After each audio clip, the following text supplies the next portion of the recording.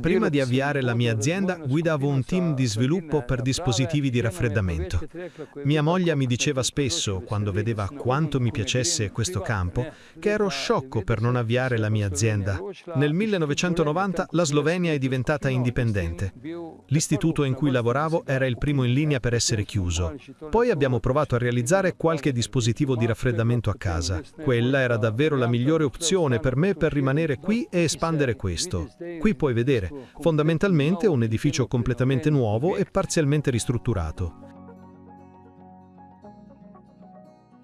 Come ho accennato, ci siamo espansi come parte della completa costruzione di questo nuovo edificio e questo è stato vantaggioso per noi, principalmente per il lavoro di sviluppo.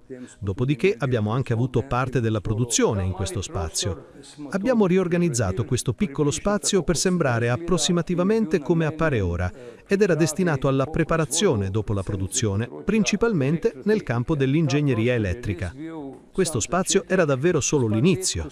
Qualche anno dopo, quando ci eravamo già espansi un po', questo spazio è diventato come un laboratorio per misurazioni di base. Poi abbiamo allestito questo laboratorio modulare a pareti isolate e lo abbiamo attrezzato con unità di climatizzazione. Questo spazio era un allevamento di polli. Quando abbiamo iniziato questa attività, tutto si è espanso lentamente e c'erano poche persone che lavoravano qui all'epoca. Qui puoi vedere le scale che portano al sottotetto. Questa inclinazione ha reso il nostro trasporto un po' complicato, perché non c'era altra opzione se non salire queste scale.